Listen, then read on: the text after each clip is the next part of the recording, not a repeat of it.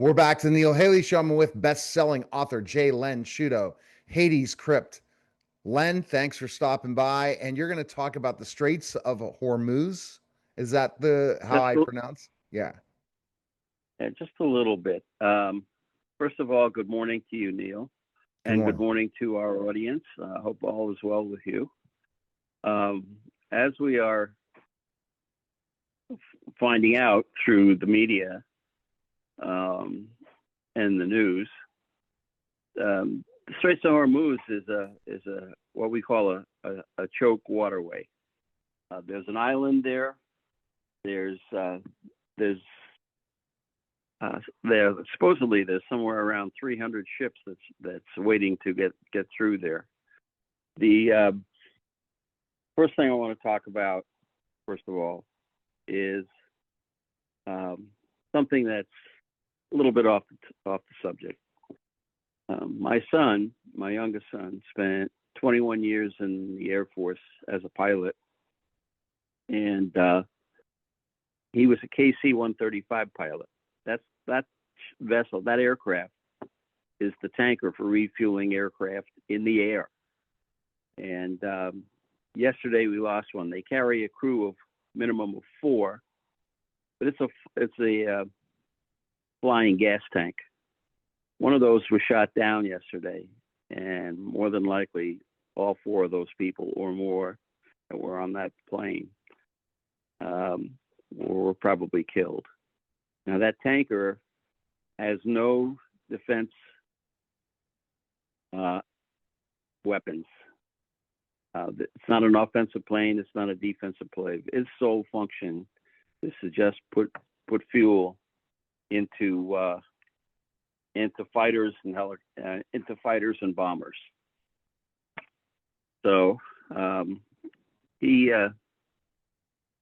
doesn't know whether or not that crew was part of the group that he belonged to. But over his 21 years, he was in the Middle East doing that job 4 or 5 times, and that's a long deployment. It's like 4 to 5 months. So I would ask you all to please remember the people that we've lost in this conflict already. Just kind of say a prayer for the people that we've lost and the people that for protection, and for our folks that are for protection. Now, when you look at a tank ship, and I'll cite you an example. In 1989, I was working as a nuclear chemist in Vermont Yankee, and the tanker World Prodigy ran aground in Narragansett Bay, and she spilled 290,000 gallons of crude oil. Now, these tankers, the tankers of today are really, really large. They can carry some of them almost up to 500,000. And there are what we call VLCCs. That ship is what's known as a very large crude carrier. So these ships are so large, they cannot come into a port anywhere in the world. That's how big these ships are. So what happens is these tankers, these smaller tankers, come alongside the ship, and they transfer the oil to the smaller ship so she can get into port and offload her cargo. Now, with that ship that I'll mention, she missed a navigational buoy and ran aground on the reef in Narragansett Bay. And 18 to 21 cargo tanks were open to sea. And that cleanup was almost 6 months long. And the reason I know that is I was the cleanup coordinator for that oil spill for the Coast Guard. That spill, to respond to that, I estimated would be about $6 million. I was asked what I thought it would cost. When they went to the World Court, the United States went to the World Court to get their money back, it was $7.1 million. So, and the ship was lost. It was scrapped, and then what they did was the company decided to cut the forebody off, and because the after house That's where the living quarters are, and the engineering spaces, the bridge, radio. And they put another forebody on it and put it back out to sea and changed the name, obviously. Now, in the Straits of Hormuz, because it's a very small waterway, we know that the Iranians have been trying to mine it. And we've been taking out the people mining. And then there's an ability to what we call mine sweep that. Those ships that mine sweep, that we have to mine sweep that area, are not metal ships. Many of the mines are magnetic. Some of these today are acoustical. So we have to clear those out if they were successful in mining it. And I can't tell you today, as I talk to you, whether or not the Straits of Hormuz are mined. Now, the other aspect that the Iranians are doing, we know that they took an unmanned ship, loaded it with explosives, and ran that ship into 2 or 3 other vessels. There was an explosion and a fire to all 3 of those ships. Probably all 3 of those ships were lost. I do not know how deep the Straits of what the water depth is in the Straits of Hormuz. Now, the only option that we have to try to get through there, get those ships through, is we have to take out the drones and the missiles. There's no question about it. I'm sure the lights are burning dark all the way midnight, so to speak, with our group at the Pentagon and at the carrier battle groups that's over there in the Middle East. There's I can't think of a way to try to get those 300 ships out of there, except maybe to turn them around and go around. And I'll cite you another issue. One of the reasons that I think I'm going to sort of back off to the Straits right now and talk about Russia. One of the reasons that Russia has been expanding in the Arctic Circle is not only for the crude oil, but they want the ability, instead of having to go down around on the Pacific side, if they establish in their country that part of the Arctic Circle that has crude oil, natural gas, and precious metals, they can come down one of 2 ways. They can come out into the Atlantic and come down along the east coast of the United States, or they can come out and go along the west coast of Greenland and down that way. I'll cite you the Panama Canal. If they are in the Atlantic and they need to get to the Pacific, they can go through the Panama Canal. But if the Panama Canal wasn't there, and this is the reason they did it, they would have to go around South America to get into the Pacific from the Atlantic. If the Panama Canal wasn't there, that trip adds 6 to 8 months of sea time for those tankers, and time is money. When I was in Port Arthur, Texas, as an ensign and a JG, the time when the ship was at anchor and she couldn't get in because there was a ship at other facilities offloading their cargoes, it was $10,000 a day. In today's world, it's got to be more than that, probably doubled or tripled. That's when you sit out there with a ship that size, you're losing a lot of money. So I'm not sure how these companies that own these 300 ships are getting by and how they're doing it. I mean, that's what part of the reason that's driving the oil through the roof. The other thing you have to remember, from a defensive perspective, we have oil reserves here in the United States. And we were getting some oil from the Middle East, as you know, United Arab Emirates.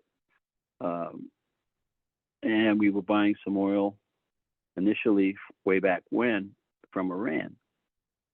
Now, in 2020, we were buying 8% from Russia. We were buying none from China because she doesn't have any to sell, because her oil, natural gas is limited. That's why they signed a contract and took Iran in, and I talked about the four-headed snake. So, and then we were buying oil from one other place, and right now it's not in my head, but I'll think about it in a minute. So that's what it was till 2020.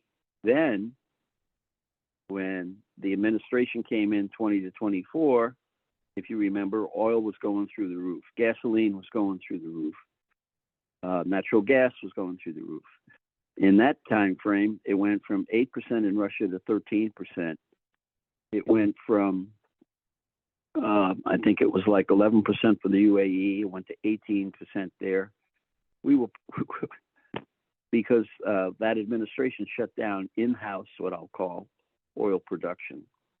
So when we talk about the Straits of Hormuz and what Iran is doing, because it's a chokehold and they're trying to use that waterway, they're going to have to take everything out, all the drones, all the missiles, and they have to find a way to ensure that ships transiting that area aren't floating bombs.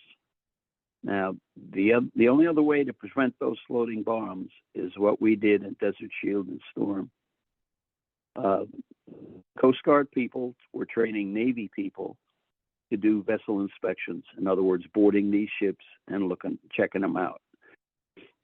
Because most of these ships are foreign flag, they rappel down from a helicopter onto the decks of these tankers, and you saw it off of Venezuela when we were seizing ships down there. And those predominantly, if you remember, were Iranian and several Venezuelan ships.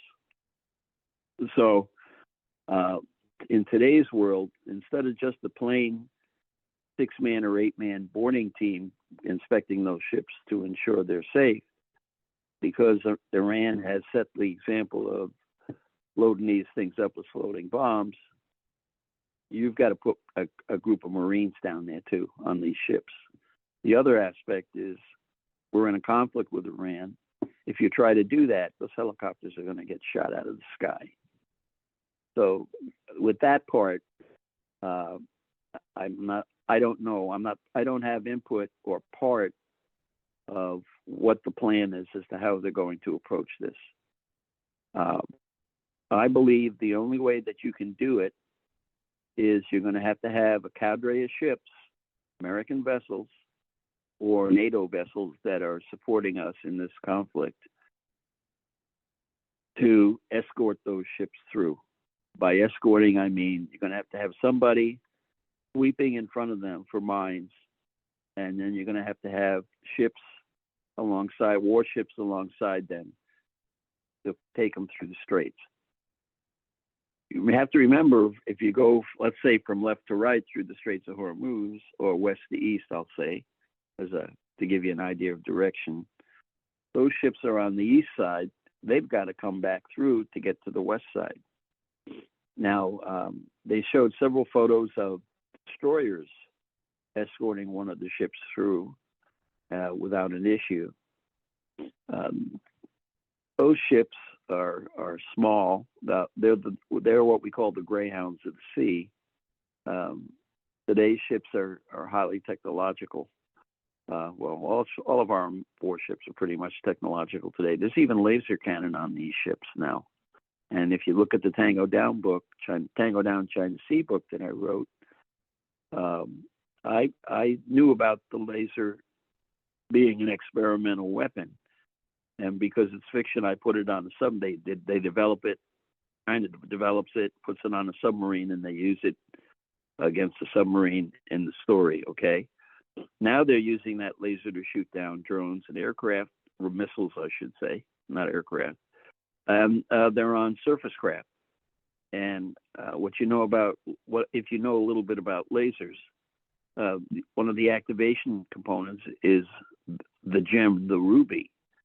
When you look at the pictures of the cannons that are on these ships today, those rubies, or that package of rubies, it's got to be gigantic. I would say it's probably about the size of maybe 4 medicine balls together to be able to use it as a weapon. So all these things together, when you think about the oil aspect, I haven't looked this morning yet, find out what the price of oil is per barrel. They say it's over $100 barrel. When Iran joined the four-headed snake, and that was China, Russia, North Korea, and now Iran.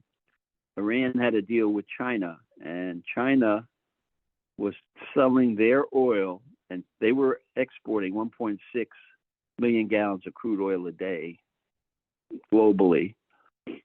But they were shipping a significant amount of that to China. But the price per barrel for them to China was $15 a barrel. $15. In an agreement that we eventually found out, China, in gratitude, was shipping sodium perchloride, like I mentioned in a previous podcast, which is a chemical that they use for missile fuel, and missile components to Iran. Now, Iran, for China and some of their proxies, they're the main producer of these drones. They have thousands of drones, and they're underground. And are our ships going to use the mother of all bombs? It's called Moab. That's a 20,000-pound bomb. Are they going to be able to penetrate down deep enough to hold out to destroy the storage of these drones? I don't know. The reason I say I don't know is because, let me think about this a minute. About 3 weeks ago, maybe 4, on the news, the Israelis found a tunnel. And that tunnel was miles long, and it was down under the ground 210 feet. And that distance, it was like 7 miles long. That thing took decades to be created, and it was from Iran into the Gaza Strip. So, and what the other part that amazed me is, as they built this thing, they had cubicles for sleeping, they had cubicles for sanitary reasons, they had cubicles for eating, and a facility for making meals. When you think about that, 210 feet down, that's 70 yards. That's 3/4 of a football field. That's a significant distance. I'm not sure that, you're going to have to make multiple passes if these drone storage areas are down that deep.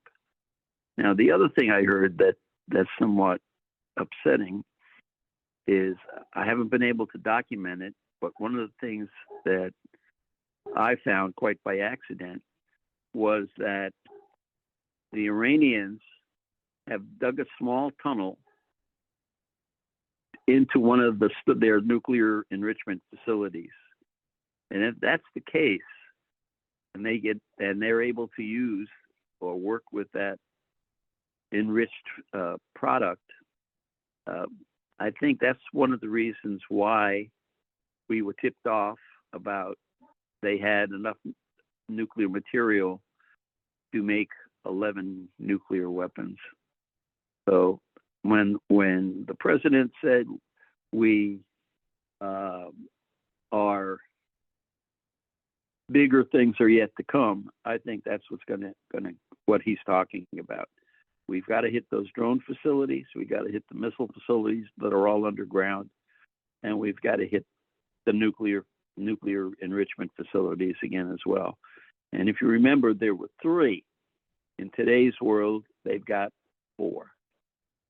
So the other aspect of this is the son is now in charge because we eliminated his father.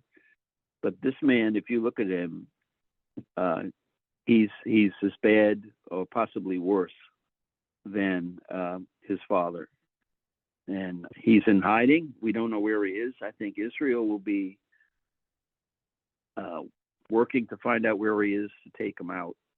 But we talked about chain of command, Neil, earlier this week. And I said that the United States has 18 levels for the chain of command. And that goes from the president to the vice president all the way down the line. This is for the secretaries and so forth and so on. Iran has the same thing. So even if we take the sun out, who's going to take his place? How will we find out who is going to be identified? The biggest mistake is they advertise who the leader is, and you should in a conflict like this, you don't go advertising who that guy is, because Israel has demonstrated for the time that they've been going against Iran, and they've been demonstrated their intelligence is phenomenal, and they're going to take these people out. The only way, he's talking about boots on the ground, not doing that, because the other 6 countries in the Middle East are being attacked by Iran as well. I would try to get those 6 countries together, even though some of them are not pro-American, and try to get them to do the boots on the ground business, because I'm sure they can speak the language. They're familiar with that country and its people and the military. And I don't know. Right. I can't think of any other way. I don't. I mean, this is where it could be either a very, very short war or a long war. But if you look at specifically what Iran's plan is to get it to $200 a barrel, they want it so that oil goes up to $200 a barrel, so that then we will just give in, and then we have to give in to war reparations, which President Trump's not going to do. He's not going to move. What we the Keystone Pipeline, when I was working at Vermont Yankee Nuclear Power Plant, which is in south of Brattleboro, Vermont, there was a company called Entergy that bought out the nuclear facility that I was working at. And their goal was to buy nuclear power plants and regular crude oil producing or electrical facilities that use crude oil into Canada. So they wanted a chain to be able to move electricity, sell electricity up through New England and into Canada, and Canada into New England. And I think that's the only way that you could do it. You got to work with Canada. We're obviously not going to work with Mexico. And that's the only other way. The other aspect of this is you got to take the long way around. That means going into the Mediterranean, and then to get into California, going into the Mediterranean, and then coming that way through the Panama Canal and up into the Pacific, and then up along the west coast of the United States. All right. Okay. Tell us about the books, where we can get them. Okay. Well, Tango Down China Sea, like I mentioned, is a submarine story based on my mission in 1970 in the Black Sea against the Russians. The Tango Down book was just the first book, because I wanted to make sure I had some way. I wanted to help E1 to E4 in the military. Those are junior enlisted people. The Devil's Delegation was a terrorism book. I was the N3 one of the N3, there were 2 of us, N3 operations officer for Desert Shield and Storm. That book, I should say, is a counterterrorism story. And the next one, by the way, in that war, Shield and Storm, the 2 of us commanded 1,416 men and women, and we lost nobody in that war. The ship side of the Coast Guard was attached to the carriers, to the U.S. Navy admiral that was in charge of the carrier battle groups and the other ships that were involved in that war. But we had waterside security, we had land, and we had those teams that rappelled down off of helicopters onto ships to inspect those ships before they went on their merry way. And that's how we trained the Navy, and the Navy is doing this today as well. Okay. The third book is called Haiti Script. That one came out last November, by the way, Neil. I'm pleased and proud to say that that book is still on the bestseller list in the Kindle format. My goal in creating books was not for fame and fortune. It's to help 2/3 of all book royalties go to enlisted people, E1 to E4, because even today, they still have problems paying their bills or putting food on the table for their families. Now, Haiti Script is between Russia and the United States in and under the Arctic Circle. And we talked a little bit about the Arctic Circle. When Trump took office, there were 3 Russian bases in the Arctic, and there were none for the United States. As I talked to you, or the last time I checked, Russia has 32 bases now. They opened up again their radar stations and their air bases, and now they're making they are creating additional bases from 3 to 32, in addition to opening those 2 types bases for ground troops. United States today has 10. We're hoping to get to 20 in the near future. Now, to have bases in the Arctic like that, like in the book Haiti Script, you have to have a way called not the chain of command, but the line of supplies. The United States Coast Guard, ours, only has 2 icebreakers. I mentioned this on an earlier podcast. Russia has 9. All 9 of those are inside the Arctic Circle today. The reason? Break the ice to get those ships into those 32 plus military bases from a logistical perspective. Troops, military equipment, food, medical supplies, personnel, fuel for aircrafts and helicopters and missiles. So you can understand now why the Arctic Circle and why Trump was talking about having Canada and Greenland, because both of those are could be early warning systems for the United States if any kind of aggression comes out of the Arctic Circle. So Haiti Script is about that. Now I'll talk a little bit about this book I'm currently working on. That book is called Desperate Countermeasures. And by the way, Haiti Script is the sequel to the Tango Down China Sea book. Desperate Countermeasures, 14 government agencies send a representative into a group, and that group creates and revises our national nuclear contingency plan. Because the borders have been open for 4 years and unvetted, we have terrorists living in this country, and we're concerned about them today, where they're called sleeper cells. They are kidnapping and torturing the 14 authors that created the National Nuclear Contingency Plan. And I'm talking about the book here, so this is fiction. And they get the information from these 14 people and then neutralize that plan. And their intention is to, once they know the entire plan, all the aspects, their intention is to attack the United States with 1 or more nuclear devices. So that's Haiti Script. I mean, that's the Desperate Countermeasures. That's the new book coming out. Okay. Well, we appreciate that's the it. new one. They're all found. They're all found on Amazon. And please remember, for my listening audience, they don't come to me. The majority of the money goes to our junior enlisted people, and they need it. So please consider taking a look at the books, and maybe you'll buy one. Thank you. All right. Go to jlensciuto.com. Appreciate it, Len. We'll talk soon. You're listening and watching the Neil Haley Show. You're welcome. Okay, go ahead and finish up. Go. Len? We off? Yeah. No, you can go and give your final say. Go. What you like to tell people. Okay. Before, yeah.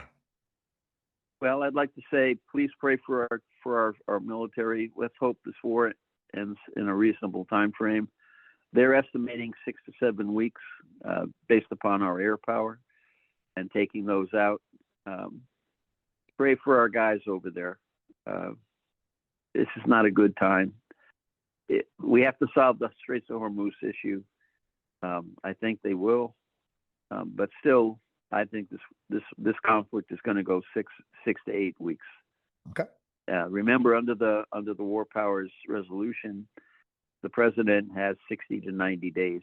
So that's 3 months. That's 12 weeks. So I'm hoping it doesn't go that long. But God bless us all. God bless the United States, and God bless our people over there.